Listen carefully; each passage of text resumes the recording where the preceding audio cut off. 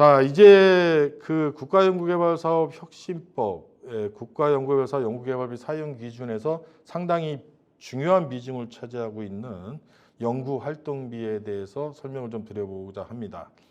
연구활동비는 이제 사용 용도는 지식재산 창출활동비, 외부 전문기술 활용비, 회의비, 출장비, 소프트웨어 활용비, 연구실 운영비, 연구인력 지원비, 종합사업관리비, 그 밖의 비용, 이게 사용 용도가 되어 있는데 아마 이 사용 용도가 통합이지바로에 등록될 수 있는 세세목으로 아마 구성이 되어 있을 거예요.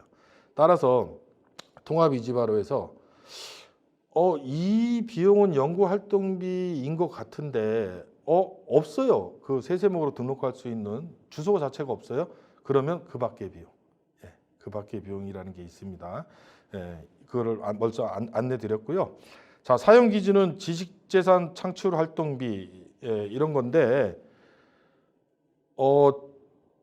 지식재산권을 창출하기 위한 어떤 조사 비용이나 컨설팅 비용은 연구활동비에 이 비용으로 써도 되는데 여기서 주의해야 될 항목은 지식재산권의 출원, 등록, 유지, 소위 말하면 특허, 출원과 관련된 부대 비용은 안 됩니다.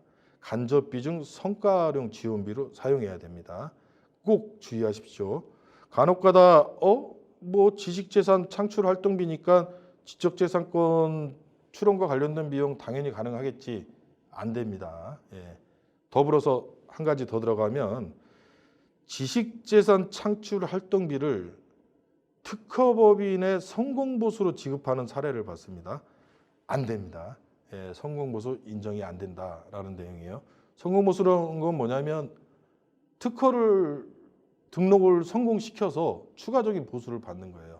그건 인정될 수 없습니다. 자, 그다음에 외부 전문기술 활용비, 기술 도입비, 전문가 활용비, 연구개발 서비스 활용비를 합쳐서 외부 전문기술 활용비라고 얘기하죠. 자, 우리 그 보건산업진흥원에서는 외부 전문기술 활용비는 연구개발 서비스 활용비만, 기술 도입비하고 전문가 활용비를 합치지 않고 연구개발 서비스 활용비만 직접비의 40% 이내로 규정하도록 되어 있습니다. 이거 강조드립니다. 연구개발 서비스 활용비를 직접비의 40%를 초과하면 승인받아야 돼요. 그런데 우리는 2020년부터 또 과제가 시작됐어요. 2020년부터 과제가 시작됐는데 2021년까지 2022년까지 계속 이어지는 과제인데 그러면 과거에는 이런 게 없었는데 지금 2021년 8월 시점에 보니까 외부 전문기술 활용비, 연구개발 서비스 활용비가 직접비의 40%를 넘어 직접비는 현물도 포함입니다. 현물도 포함인데 이거 직접비의 40%를 넘는데 2020년 12월 31일까지 집행한 건 뺍니다. 2020년 그래서 2021년 1월 1일 이후 집행분에 대해서만 40%를 따집니다. 40%를 따지는데 혁신법 매뉴얼에서 참고로 말씀드릴 항목이 있어요. 통합이지바로를 쓰는 거와 통합 RCMS 좀 달라요.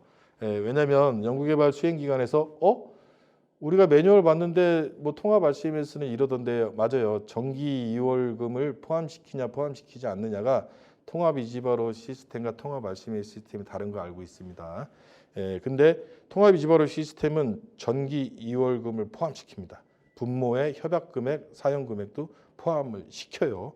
대신 차기 2월금은 포함 안 시킵니다. 이 부분을 꼭 그 혁신법 매뉴얼에 식이 있어요.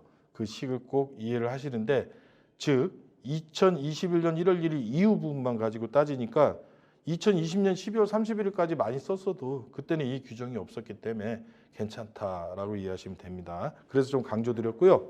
자, 이제 회의비입니다. 그 회의비는 좀 다른 부분이 뭐가 있냐면 이 동영상을 보시는 분들 중에는 정부 출연 연구기관에 속해 있는 분들도 있기 때문에 좀 말씀드리는데요.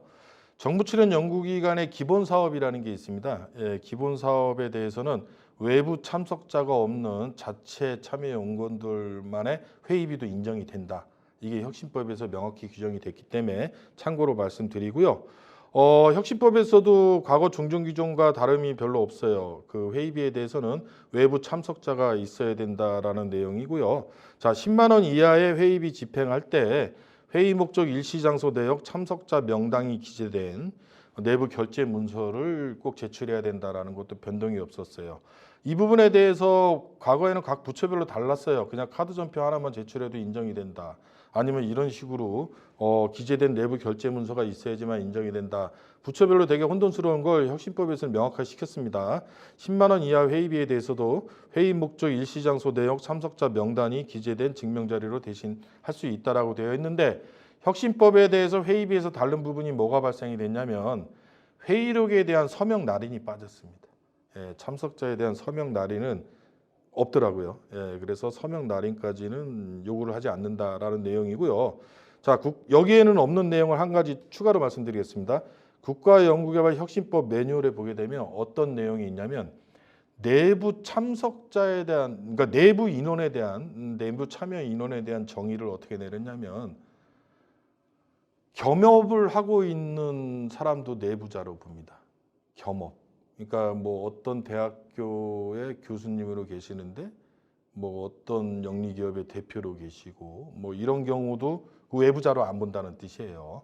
그냥 내부자끼리 회의로 간주한다라고 하는 경우인데 그게 뭐냐면 과거에 이런 사례가 있었죠. 모 대학교 교수님이 회의를 집행하셨는데 외부 참석자가 없는데요. 그랬더니 내가 외부 참석자인데요. 그래서 뭘 제시했냐면 본인 회사 대표인 걸 제시했습니다. 그래서 그게 과연 외부자가 될 수 있느냐라고 대해서 가장 뭐 되게 혼돈스러웠는데 혁신법에서는 분명하게 규정했습니다. 내부자입니다. 외부자로 인정이 안 된다라는 내용이고요. 자, 이제 과거에 이제 국외협의, 국내협의 이런 식으로 협의라는 표현을 쓴 게 출장비로 바뀌었죠. 출장비로 바뀌었고 이 혁신법에서 연구활동비의 가장 중요한 모토는 뭐냐면 연구개발기관의 자체 규정을 존중한다. 전반적으로. 특별하게 예외적으로 외부 전문기술 활용비를 뭐 직접비의 40%까지다. 뭐 이런 식으로 예외적으로 규정화되어 있지 않는 것은 가급적이면 연구개발기관의 자체 규정을 존중한다. 이렇게 생각하시면 되기 때문에 출장비에 대해서도 연구개발기관의 자체 규정을 존중한다. 이렇게 생각하시면 될 것 같습니다. 그리고 이제 소프트웨어 활용비인데요. 이 소프트웨어 활용비는 좀 강조드리겠습니다. 이 소프트웨어 활용비가 어떤 식으로 좀 바뀌었냐면 혁신법에서 이 소프트웨어 활용비는 이제 라이센스 사용 계약을 이제 구입하는 것일 텐데 이 사용 계약이 그냥 아무 때나 그냥 계약 체결해서 라이센스에 대한 대금을 지급해도 되냐? 그게 좀 곤란해요. 그게 연구시설 장비비하고 뭔 차이가 있냐? 이 내용이기 때문에 똑같이 갑니다.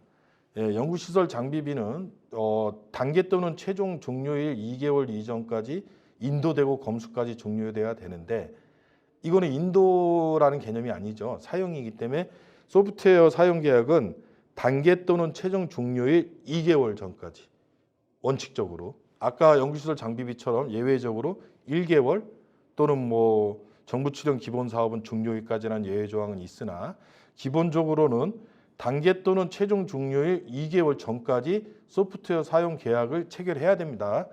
이것 꼭 중요하셔야 돼요. 자, 그리고 과거에는 소프트웨어 사용 계약 기간이 연구개발 기간 이후에 도래되는 경우, 그래서 연구개발 기간 이전까지 안분 계산을 하죠. 이전 분에 대해서는 인정을 해주고 이후 분에 대해서 인정을 안 해줬어요. 그런데 이게 좀 기업 논리를 좀 이해하지 못하는 규정에 해당이 된 거예요. 왜냐하면 라이센스 사용 계약을 맺을 때 연 단위로밖에 계약이 안 되는 경우가 상당히 많습니다. 월 단위로 안 되는 경우도 많은데 그러면 라이센스를 이용을 해서 연구개발을 해야 되는데 아니 그거를 연 단위로 계약을 한 걸 안분 계산해서 나머지를 불인정한다면 연구자가 얼마나 불만이 많겠습니까? 그래서 혁신법에서는 소프트웨어 사용 계약 기간을 최소 단위를 입증해야 됩니다. 최소 단위가 연 단위밖에 안 된다라는 걸 입증을 하면 1년치 전부 다 인정합니다. 연구개발기관 이유분도 다 인정을 해요. 근데 월 단위로도 가능하다. 그러면 월로 쪼개셔야 된다라는 게 바뀌었어요. 예, 이게 바뀌었고요. 그다음에 또 한 가지 바뀐 게 비영리 기관만 해당이 됩니다. 비영리 기관만 연구개발 과제 소프트웨어 활용비를 기관 단위로 통합 구매 관리 가능하다라는 게 혁신법에서 추가됐고요. 자, 그다음에 연구활동비, 연구인력 지원비라는 게 있어요. 연구인력 지원비가 뭐냐면 소위 말하면 과거에 사용용도 치료에 해당이 됐던 것들 중에 초과근무 식대 뭐 이런 것들이 있었어요. 근데 연구인력 지원비에는 학회, 세미나 참석비 뭐 이런 거, 그다음에 초과근무 식대 이런 게 인정이 됐는데 여기서 좀 강조드리고 싶은 거는 종신학회비는 여지없이 인정이 안 됩니다. 예, 국가연구개발사업혁신법에서도 종신학회비는 인정이 안 돼요. 근데 연회비가 인정이 됩니다. 연회비가 일할 또는 월할 계산하지 않게 돼서 그냥 인정을 해줍니다. 종신학회비는 개인성 경비이기 때문에 인정이 안 되는데 학회비를 보통 연 단위로 연회비를 내야지만 참석할 수 있는 학회들이 되게 많기 때문에 이 실무적으로 반영을 시켜서 학회비 연회비를 인정해 준다라는 거고요. 자, 연구실 운영비는 비영리 기관, 정부 출연 연구기관, 대학은 연구개발기관 자체 규정에 따라서 본인들 규정에 따라서 사용하면 되는데 영리기관은 별치서시 3호, 별치서시 3호이고요. 그리고 연구실 운영비 중에 별치서식 3호에서는 연구실 운영에 필요한 소모성 경비 사용 불가죠. 영리기관은. 그다음에 사무용 기기 및 소프트웨어 활용비, 그다음에 연구환경 유지비만 관리하도록 되어 있고 연구실 운영비 안에 사무용품비도 있어요. 사무용품비도 연구실 운영비로 쓰는 건 맞는데 별치서식 3호에서 관리 대상에서 빠져 있어요. 따라서 영리기관이든 비영리기관이든 정부 출연 연구기관이든 대학이든 사무용품비는 자유롭게 연구와 유관되는 경우에 이렇게 쓰셔도 된다. 별치서식 3호 관리 대상이 아니다라는 걸 말씀드리고요. 그 다음에 전문가 활용비인데 전문가 활용비는 역시 전문가 활용비 규정은 연구개발기관의 자체 규정에 따라서 전문가 활용비의 단가 뭐 이런 게 결정이 됩니다. 원고비, 뭐 강사료 뭐 이런 것도 있을 수 있고요. 따라서 그 자체 규정을 항상 자체 규정을 확인한다라는 내용인데 더 중요한 거는 이제 뭐냐면 전문가 활용비는 어떻게 무조건 다 상호거래가 안 되느냐 이게 더 중요한 개념인데 전문가 활용비에서 머릿속에 인식을 하셔야 되는 거는 최소 단위 부서라고 하시면 돼요. 최소 단위 부서. 최소 단위 부서가 틀리면 동일 기간 내에서도 가능하고 수행 기간 간도 가능합니다. 영리기관 빼고. 영리기관 빼고. 최소 단위 부서가 틀리면 동일 기간 내도 가능하고 수행 기간 간도 가능해요. 최소 단위. 그럼 최소 단위가 뭔데요? 정부 출연 연구기관은 직제 규정이라는 게 있어요. 직제 규정상의 최소 단위 부서를 얘기하는 거고요.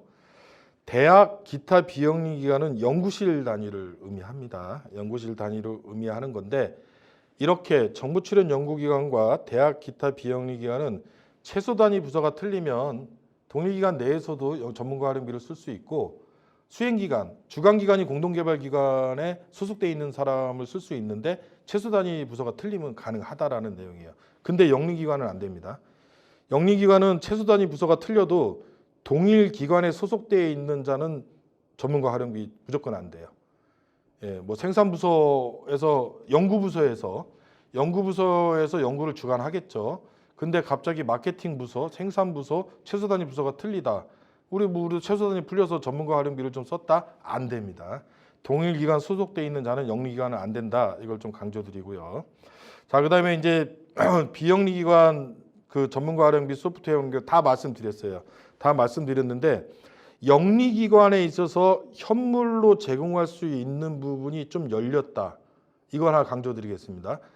기관 부담금 중에 과거 민간 부담금이 되겠죠. 과거에는 이제 인력, 그다음에 시설, 장비, 재료 이런 것들이 현물 대상이 됐는데 무형의 자산도 현물 대상이 됐어요. 그게 바로 기술 도입비입니다. 기술 도입비인데 기술 도입비는 뭐냐면 영리기관이 보통 이제 정부 출연 연구기관으로부터 이제 특허권 같은 걸 사요. 예, 기술 도입하죠. 그러면 이거를 이제 무형자산으로 계상을 하게 돼 있습니다. 특허권 및 실용신앙권 이런 식으로 무형자산으로 계상을 하는데 이 기술 도입된 비용의 50%까지 현물로 할 수 있다, 부담할 수 있다라는 게 추가된 거예요. 혁신법에서. 근데 연구시설 장비비는 구입가의 20%이고 내용연수 5년인데 이것은 구입가의 50%까지 열려주는 대신에 특허권이 이제 그 내용연수가 짧죠. 그러니까 2년 이내 도입한 기술 도입비이어만 인정이 된다라는 내용이고, 자 연구활동비, 연구개발기관 유형별 유의사항을 계속 가는데 영리기관에 대해서 또 주의할 사항이 있어요. 연구실 운영비 계속 강조드립니다. 영리기관은 사용기준 무슨 사용기준? 국가연구개발사업 연구개발비 사용기준 별지서식 3호를 협약 당시 연구개발계획서에 첨부한 경우만 가능하다라고 되어 있어요. 협약 당시라는 용어가 빠졌는데 사용 기준을 보면 수정 계획서는 인정 안 해요. 협약 당시 연구개발 계획서에 첨부한 경우만 가능하다라는 내용이에요. 자, 아까 강조드린 내용이죠. 연구실 운영에 필요한 소모성 비용은 영리기관은 계상 불가입니다. 사무용품비는 가능해요. 사무용품비는 가능한데 연구실 운영에 필요한 소모성 비용의 대표적인 게 과연 뭘까요? 예, 탕비실 물품입니다. 예, 탕비실 물품을 과거에 인정 많이 안 해줬었는데 이게 왜 인정이 안 되냐? 이게 뭐 인정 안 되는 근거를 대라, 규정을 대라 이런 분들 되게 많았었어요. 그런데 혁신법에서는 분명화시켰습니다. 영리기관은 연구실 운영에 필요한 소모성 물품 구입 비용 계상 불가합니다. 탕비실용 안 된다는 얘기예요. 컵라면, 뭐 무슨 과자 이런 것들 안 된다는 얘기예요. 자, 연구과제 운영경비 정산 면제에서 과거에 이런 규정이 있었죠. 직접비의 5% 이하인 경우 연구과제 운영비 중에 사용 용도 7호에 해당되는 경우에는 정산을 면제해 준 규정이 있었어요. 이 규정이 삭제됐습니다. 이 규정이 삭제됐기 때문에 일단 정산은 진행이 된다 이렇게 보시면 되고요. 자, 연구근접 지원 인력에도 연구활동비가 지급 가능하다. 예, 이렇게 좀 바뀌었고 대신 연구수당은 안 됩니다. 예, 연구활동비 지급 가능하니까 회의비도 되고 출장비도 되고 다 된다라고 이해하시면 될 것 같아요. 자, 연구활동비에 대한 Q&A를 한번 가보겠습니다. 중앙행정기관이 인정하는 경우 직접비의 40%를 초과하여 외부 전문기술 활용비 사용이 허용되는데 인정의 방법이 뭡니까? 예, 인정의 방법은 있습니다. 이때 인정의 방법은 아래와 같이 다양한 방법이 존재한다라고 되어 있는데 중앙행정기관 소관법령동의 행정규칙에서 규정할 수도 있고요. 연구개발과제 공고시에 명시할 수도 있고요. 중앙행정기관과 연구개발기관 문서로서 공문이죠. 협의 통보할 수 있고요. 그 밖에 중앙행정기관이 인정함을 연구개발기관이 인지할 수 있도록 하는 방법. 뭐 이런 방법 중에 대표적인 게 뭐 이메일 뭐 이런 것도 된다. 뭐 이런 개념으로 저는 이해가 됩니다. 예, 그래서 여러 가지 방법이 있다라고 이해하시면 되고요. 자, 연구근접 지원 인력에 대한 연구활동비의 사용 범위는 어디까지인지. 예, 이것도 질문할 수 있죠. 과거에는 인건비밖에 안 됐기 때문에. 자, 연구근접 지원 인력이 연구개발과제 수행을 지원하면서 연구활동비를 사용하는 경우 국가연구개발사업 연구개발비 사용기준 제10조 제1호부터 9호에 해당하는 연구활동비를 계상할 수 있습니다. 라고 되어 있어요. 예, 그래서 가능하다라는 내용이 답일 것이고요. 자, 영리기관의 경우 연구활동비 중 연구실 운영비 사용이 가능한지요? 예, 연구실 운영비가 안 된다고 언급한 적은 없습니다. 연구실 운영비를 사용하려면 협약 당시 국가연구개발사업 연구개발비 사용기준 별지서식 3호를 작성해서 협약 당시 연구개발계획서에 첨부하면 되는데 그럼에도 불구하고 연구실 운영에 필요한 소모성 경비는 사용 불가. 사용 불가인데 대신 별지식 사무에서는 사무용품비는 관리하지 않습니다. 따라서 사무용품비는 구입이 가능하다. 이렇게 이해하시면 될 것 같아요. 자, 이제 연구수당입니다. 그 연구수당도 이제 사용 용도, 사용 기준 뭐 이런 식으로 좀 설명을 드릴 텐데요. 연구수당의 사용 용도에서 좀 강조할 사항이 있습니다. 그 연구수당의 사용 용도는요, 연구 개발 과제 수행에 참여하는 연구 책임자 및 연구자, 학생 연구자가 포함되어를 대상으로 지급하는 장려금이에요.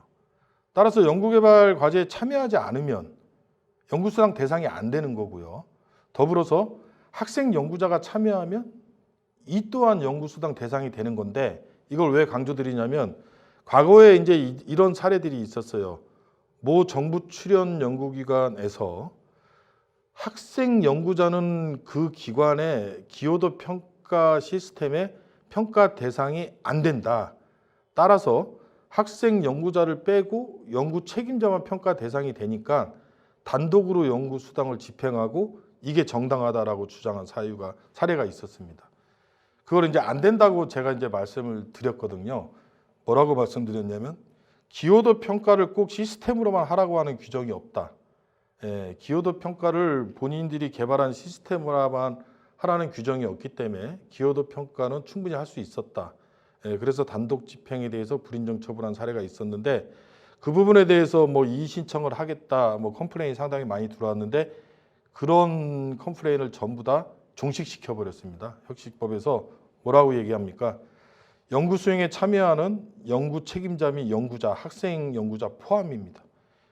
그리고 더불어서 또 한 번 더 나가보면요, 기여도 평가 대상은요, 세 번째입니다. 사용 기준 세 번째, 참여 연구자 전부를 대상으로 해야 됩니다. 기여도 평가를요, 참여했던 연구자, 퇴사한 연구자 다 포함시킨 겁니다. 한 번이라도 참여했으면 기여도 평가에 전부 다 포함시키라고 혁신법에서 명확하게 규정하고 있어요. 그러면 다 포함시켜서 연구수당을 전부 다 지급해야 되냐? 그건 아니에요. 기여도 평가를 하되 지급은 안 해도 됩니다. 단지 기여도 평가 대상자는요, 연구에 참여했던 경험이 있는 연구자는 전부 다 평가 대상자가 돼야 된다라는 걸로 바뀌었어요, 혁신법에서. 그래서 강조드리고요. 자, 계상 한도는, 연구수당 계상 한도는 과거의 인건비, 지금은 수정 인건비라고 칭합니다. 수정 인건비는 왜 수정 인건비냐면 인건비가 변동될 수 있죠. 인건비가 감액될 수도 있기 때문에 수정 인건비의 20% 이내 계상해야 된다라는 내용이고요. 자, 원래 계획서상의 연구수당 금액보다 연구수당은 증액이 금지된다. 그 원래 계획이 뭡니까? 협약 당시에 최초에 제출한 협약 연구개발 계획서, 그겁니다. 수정 계획서가 아니라는 뜻이에요. 협약 당시 최초에 제출한 연구개발 계획서 상의 연구수당 금액보다 증액이 금지됩니다. 증액이 금지되고요. 자, 그다음에 수정 인건비가 원래 계획과 다르게 변경된 경우 변경된 수정 인건비의 20% 범위 내에서 연구수당을 계상해야 된다라는 내용이고요. 수정 인건비는 이제 인건비, 현물 포함, 미지급 인건비도 다 포함됩니다. 학생 인건비, 미지급 인건비 다 합쳐서 이걸 수정 인건비라고 이야기하고요. 자, 그다음에 연구수당에서 중요한 부분이 혁신법에서 분명히 명확하게 한 게 1인당 집행 한도를 명확하게 규정화시켰습니다. 2인 이상이 참여한 연구과제에서 연구수당 1인이 최대 지급받을 수 있는 금액은 연구수당 집행 금액의 70%까지입니다. 70% 초과는 안 된다. 뭐의 70%? 예산의 70% 아닙니다. 연구수당 집행 금액의 70%까지 인정이 된다라고 이해하시면 되고요. 자, 그다음에 연구수당에 대해서는 연구수당 불인정 항목, 이거를 좀 주의하셔야 되는데, 정상 결과에 따라 수정 인건비가 감액될 수 있겠죠. 이게 무슨 말이냐고요? 인건비 한도 초과가 나올 수가 있습니다. 연구개발 기관에서 인건비를 얼마 집행했다라고 사업비 사용실적 보고서로서 주장을 할 텐데, 정산을 해보니까 인건비가 집행돼야 될 금액보다 더 초과 집행된 경우 감액이 되겠죠. 그래서 수정 인건비가 감액되는 경우에 감액된 수정 인건비의 20%를 초과하면 연구수당도 불인정 처분된다라고 이해하시면 되고요. 자, 그다음에 또 한 가지는 뭐냐면 연구수당은 직접비에 또 연동될 수 있어요. 직접비에 연동될 수 있어서 과거에는 이제 인건비에만 연동이 돼서 뭐 인건비가 감액된 경우에 연구수당도 비례적으로 감액되지 않느냐, 이 내용이 그 첫 번째 내용이고요. 정상 결과에 따라 수정 인건비가 감액된 경우 감액된 수정 인건비의 20%를 초과하면 안 된다. 그러니까 비례해서 감액시키라는 얘기, 과거 규정인데 새로 도입된 게 뭐냐면 이제 직접비 사용 비율에 따라서도 연구수당을 감액해야 되는 경우가 발생이 됐습니다. 그런데 직접비를 무조건 감액 사용하면 연구수당을 감액해야 되느냐? 그건 아니에요. 80%, 80%를 이상 썼으면 연구수당은 그냥 100% 다 써도 된다. 그러면 직접비를 우리가 100으로 잡았는데 80 썼다, 81 썼다, 82 썼다, 83% 썼다, 다 인정돼요. 그럼 연구수당 전부 다 쓰시면 되는데 79%, 78%, 77% 이런 식으로 80% 밑으로 떨어지는 비율만큼은 연구수당도 감액하셔야 됩니다. 이 부분을 좀 강조드립니다. 그러니까 직접비를 20% 이상 초과해서 적게 쓰면 연구수당도 감액을 해라라는 거니까 20% 이상 초과니까 20%까지는 되죠. 그러니까 80%까지는 인정이 된다는 개념이에요. 79%부터는 감액하게 들어가야 돼요. 몇 프로? 1%씩. 뭐에? 집행금액에. 집행금액에. 지급액의 1%씩 줄여 나가라라는 내용입니다. 자, 이 부분만 주의하시면 되고요. 이제 유탁연구개발비인데 유탁연구개발비는 직접비의 40%까지 인정된다는 걸 아실 테고 사용 한도는 이제 아실 텐데 그런데 과거에 명확하지 않았던 게 그 직접비의 40%에 유탁연구개발비도 포함하는 겁니까? 포함하지 않는 겁니까? 이런 질문 많이 받았었어요. 당연히 포함하지 않는 게 맞지 않겠습니까? 라고 답변을 드렸더니 그런 규정은 어디 있습니까? 라고 돼 있는데 규정을 아무리 찾아봐도 그냥 직접비의 40%로만 되어 있었어요. 근데 국가연구개발사업 연구개발비 사용기준에서 자, 식이 이렇게 나오죠. 직접비 마이너스 유탁연구개발비 곱하기 40%. 그래서 유탁연구개발비는 뺍니다. 자, 유탁연구개발비에서 주의할 항목들이 그 원래 계획대보다 20% 이상 증액하면 사전 승인이 필요하다는 내용도 중요하지만 더 중요한 게 뭐냐면 자, 유탁연구개발비는 부가가치세 부분이 중요한데 과거에 유탁연구개발기관과 주관기관과 협의하에 결과물의 귀속을 뭐 주관기관이 갖느냐 유탁연구개발기관이 갖느냐에 따라서 주관기관이 갖게 되면 과세거래에 해당이 되기 때문에 부가가치세, 환급 가능한 부가가치세는 집행 불가하고 전자세금계산서를 수수해야 된다. 뭐 이런 식으로 설명이 됐는데 지금은 혁신법에서 완전히 명확해졌어요. 유탁연구개발기관도 협약 당사자라고 아까 말씀드렸습니다. 주관기관하고 협약하는 게 아니라 전문기관하고 협약을 해요. 협약 당사자가 됐고 유탁연구개발에 대한 결과물은 주관기관에 귀속한다라고 아예 못을 박아버렸습니다. 혁신법 매뉴얼에 아예 못을 박아버렸고요. 그래서 Q&A에 뭐라고까지 되어 있냐면 유탁연구개발기관이 결과물을 소유할 수 있습니까? 안 됩니다라고 되어 있어요. 소유하려면 공동개발기관 신분까지 가야 된다. 그래서 주관기관 그리고 더불어서 뭐라고 해놨냐면 유탁연구개발 과제는 전부 다 부가세법상 과세거래로 본다. 아예 그냥 못을 박아버렸어요. 과세거래로 본다고 하고 단지 신기술 신학문에 해당되는 경우만 면세 처리한다.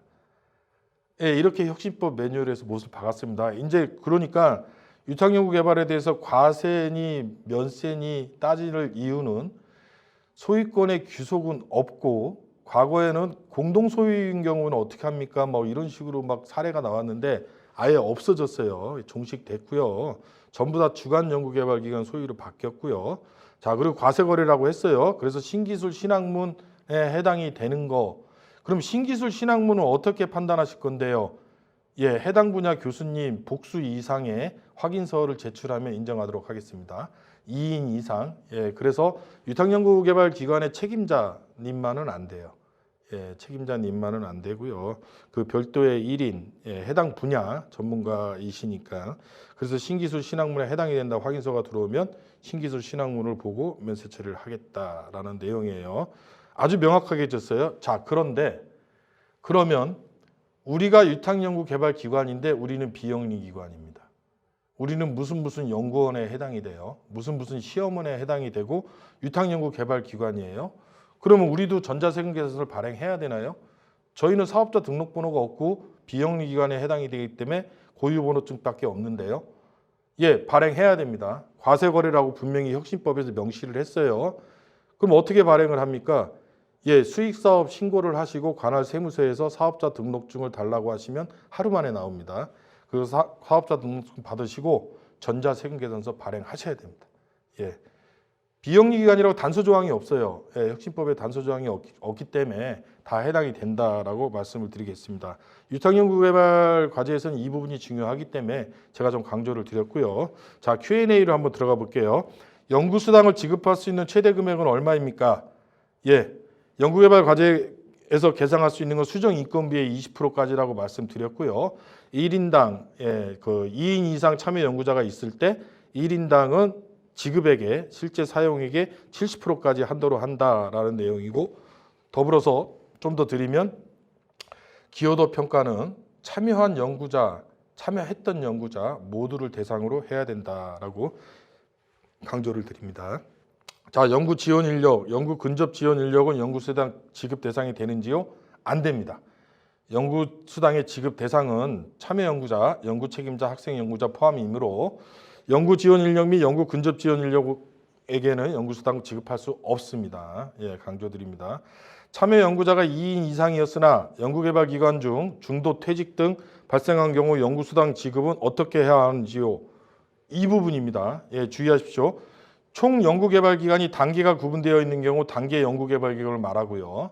자, 총 연구개발기관 중 1차 년도에 연구 참여자가 중도 퇴직했어요. 2차 년도부터 1인이 연구를 수행해요. 총 연구개발 기간 기준으로 판단을 하기 때문에 1인에게 연구수당을 지급할 수 있는 최대 지급률은 70%입니다. 예, 참여 인원을 2인으로 본다 이거예요. 전체 기간으로 보기 때문에 예, 전체 기간 내에서 혼자여야지만 100%가 가능한 거고, 중도에 퇴사한 경우에도 예, 2인으로 보기 때문에 2인 이상이기 때문에 최대 지급률 70%. 예. 없습니다. 예, 촉구할 수 없고요.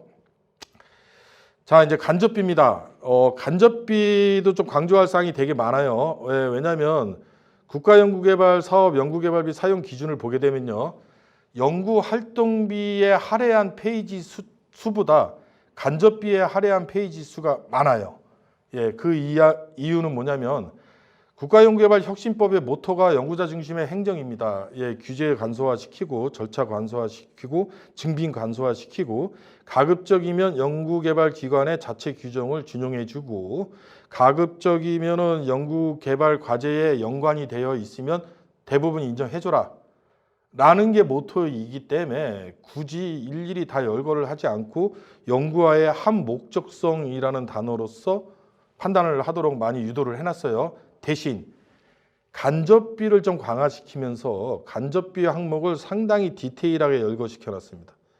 예, 이 얘기가 뭐냐면 이 간접비 항목에 해당되는 비용을 직접비로 집행했을 때는 불인정 처분해라 라는 뜻이에요. 그래서 오히려 간접비를 강조한 거기 때문에 제가 좀 강조를 하는데, 간접비는 인력지원비, 연구지원비, 성과령 지원비로 구분이 되어 있어요. 인력지원비는 능률개발 성과급이라는 거 대표적으로 될 수 있고, 그 다음에 연구지원 인력 인건비가 될 수 있는데, 능률개발 성과급을 그냥 잡아놓고 아무런 증빙 없이 능률개발 성과급을 지급하는 게 사례가 있습니다. 예, 국가연구개발사업 연구개발비 사용 기준에 의하면 연구개발 능률 성과급은 간접비의 10% 이내까지 지급할 수 있는데, 자체 규정에 의한, 자체 평가 규정에 의한이라고 되어 있습니다. 따라서 자체 평가 규정에 대한 기여도 평가서처럼 연구개발 능률 성과급을 지급할 때는 자체 평가 규정에 의해서 어떻게 평가했다라는 그 내역을 제출하셔야 됩니다. 예, 이거를 놓치는 경우가 있어서 강조드렸고요. 그다음에 연구 지원비 중에서는 기관 공통 경비를 강조드리겠습니다. 이 기관 공통 경비와 연구 활동비의 차이점은 뭐냐면요. 국가연구개발사 연구개발 사용 기준을 보면은 연구 활동비는 연구 과제 수행을 위한이라고 시작이 됩니다.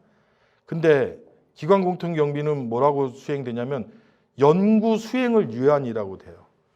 이 차이가 뭐냐면 연구 활동비는 연구 과제 수행, 해당 과제에 직접적으로 연관되는 경우에 직접비 연구 활동비로 집행이 가능한 걸 의미하는 거고요. 해당 과제에만 직접적으로 연관이 되지 않고 연구에는 활용이 되는데 여러 과제에 걸쳐서 활용이 될 수 있어. 그래서 연구 수행을 위해서 사용될 수 있어요. 이런 거는 기관 공통 경비입니다. 예, 이 차이점 분명히 강조드립니다. 범용성이와 전형성하고 이제 이런 용어가 없어졌다고 해서 그냥 범용성을 그냥 다 써도 되겠지 이렇게 생각하실 것 같아서 제가 강조드리는 건데요. 대표적인 예를 들어서 사례를 하나 들어서 설명을 드리면, 자, 비영리 기관에서 연구실 운영비 중에 연구실의 냉난방을 위한 연구환경 유지비 집행이 가능합니다. 따라서 에어컨을 설치하고자 하는데 에어컨의 구입 대금은 연구실 운영비로 쓰셔도 돼요. 그런데 에어컨 설치를 위해서 전력을 승합시킨다든지 제반 기반 공사가 필요하다? 이 경우에도 이게 연구환경 유지비를 쓸 수 있냐? 안 된다고 말씀드리겠습니다. 그거는 기관 공통적인 경비에 해당될 수 있죠. 따라서 그에 해당되는 비용은 간접비의 연구지원비로 사용을 하셔야 된다. 근거를 말씀드리는 겁니다. 제가 그냥 기분에 의해서 직접 비료는 안 됩니다가 아니라 이런 판단 기준에 의해서 판단이 된다라는 말씀을 드리고요. 자, 또 한 가지. 자, 사용용도에서 성과령 지원비 중에 과학문화활동비라는 게 있습니다. 과학문화활동비라는 게 있는데 과학문화활동비는 연구로 득한 그런 연구 개발 결과물을 홍보하는 활동이에요. 이 홍보하는 활동인데 이것을 연구활동비로 쓸 수 있어 보여요. 그러나 성과령 지원비에 과학문화활동비라고 분명히 명시가 되어 있기 때문에 이로 써야 되고요. 자, 한 발짝 더 들어가면 요즘은 연구자들 또는 참여 연구원들 또는 연구 근접 지원 인력에 대한 연구 윤리가 강화되고 있습니다. 따라서 그 연구 윤리에 대해서 외부 강사를 초빙해서 강의를 듣고 전문가 활용비로 지급하는 경우가 되게 많아요. 근데 전문가 활용비로 지급해도 될 것처럼 보이지만 그 강의 내용이 연구 윤리와 관련이 돼 있으면 연구지원비에 연구윤리 활동비라는 게 있습니다. 즉 간접비 집행 대상이 되는 거예요. 정말로 많아요. 그래서 제가 간접비를 강조드리는 게 직접비로 쓸 수 있어 보여도 간접비에 열거된 항목에 해당이 되면 전부 다 불인정 처분된다라는 내용이고요. 자, 사용기준 보게 되면 제가 이제 말씀드린 게 다 있어요. 뭐 연구개발 능률 성과급은 자체 성과 평가 실시 후 지급해야 된다라는 게 되어 있고요. 한 가지 이제 혁신법에서 명확하게 규정화 시켜준 게 있습니다. 간접비 비율 적용이에요. 간접비 비율 적용은 언제냐, 종료일 기준이냐, 언제냐 되게 모호했는데 연구개발 과제 시작, 단계 시작일 수도 있겠죠. 시작일에 해당 과제비 고시비율 적용이 원칙입니다. 그거를 분명히 좀 이해하셔야 되고요. 자, 그다음에 주요 변경사항에 대해서 좀 말씀드리면 간접비 비율 적용 시점이 시작 시점으로 확실화됐다라는 거고요. 간접비 증액은 사전 승인 사항이다. 간접비 증액은 가능하나 사전 승인 사항이다라는 내용이고요. 간접비 이관도 가능해요. 근데 사전 승인 사항이다. 이것도 가능하고요. 그다음에 영리기관 간접비 고시비율이 이제 확정됐어요. 과거에 5%에서 10%, 10%로 혁신법에서 확정됐고요. 자, 통합관리가 분명화됐습니다. 비영리기관에 해당이 되면 간접비 통합관리 가능합니다. 통합관리 가능하다는 얘기는 뭐냐면 일괄 흡수가 가능하다는 걸로 이해하시면 되고요. 영리기관은 통합관리 불가하고요. 사용 제한 명시는 연구개발 선정을 위한 대응 자금으로 간접비를 쓸 수는 없다. 이게 왜 그러냐면 연구개발 과제를 신청하기 전에 뭐 어떤 누군가로부터 어떤 그 좀 협조를 받아요. 컨설팅도 받고 뭐 이런 거를 간접비로 많이 쓰는 사례가 좀 있었는데 그게 왜 안 되냐 뭐라고 이렇게 해서 명확한 규정이 뭐냐라고 했는데 혁신법에서 명확화 시켜준 거예요. 연구개발 과제 선정을 위한 대응자금 사용 불가라고 분명히 명확하게 해줬다라는 내용입니다. 자, Q&A 한번 들어가 볼게요. 논문 게재료는 직접비와 간접비 중 어느 항목으로 사용하느냐라는 건데 연구개발 기간 중에 논문을 게재할 수 있는데 그런 경우에는 직접비, 간접비 선택해서 사용 가능하고요. 그런데 연구개발 종료 이후에 종료 후에 논문을 게재하는 경우는 간접비로만 사용 가능합니다. 따라서 논문 게재 시점이 언제냐에 따라서 직접비, 간접비가 나눠진다 이렇게 이해하시면 될 것 같습니다. 연구개발 과제의 간접비를 직접비로 변경하여 사용 가능한지요? 라고 물었어요. 이거 되게 많이 하고 이런 부분 되게 많이 질문이 많이 옵니다. 간접비의 감액은 연구개발 기관의 협약 상대방에게 통보함으로써 변경할 수 있는 사항이에요. 승인사항이 아닙니다. 직접비로 변경하는 경우 연구수당 증액으로는 불가하고요. 연구개발비 사용기준 제73조 사전 승인 대상에 해당되는 경우에는 중앙행정기관의 장애 사전 승인을 득하여야 되지만 이거에 해당되지 않는 경우에는 통보사항입니다. 그래서 가능하다라는 내용이고요. 비영리기관의 간접비를 연구개발기간 종료일 이후 흡수하게 될 경우 부당 집행 금액에 해당이 되는지요?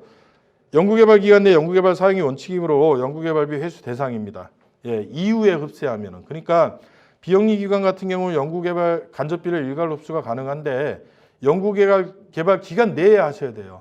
연구개발 기간 단계 또는 최종 기간 종료 이후에 흡수되는 비용은 환수 대상이다라는 내용이고요.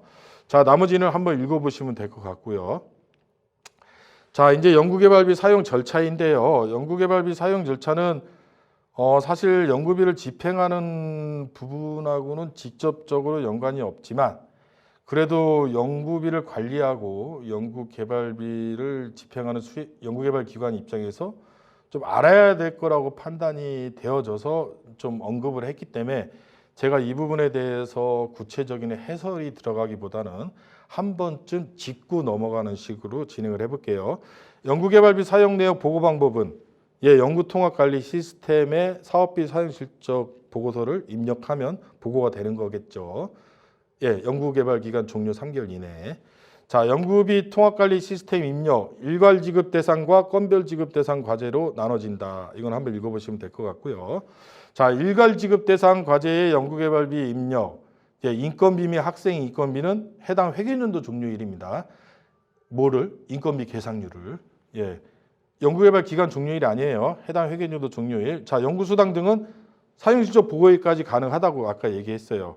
여기 가로친 것처럼 보고서 발간 및 평가 관련 비용, 정산 수수료, 공공요금, 제세 공과금, 연구수당 등은 사용실적 보고일까지 집행 가능하다라는 내용이고, 뭐 정부 출연 연구기관의 기본 사업은 연구개발비 사용 후 1개월 이내 입력하면 된다라는 내용이고, 나머지는 한번 읽어보시면 될 것 같아요.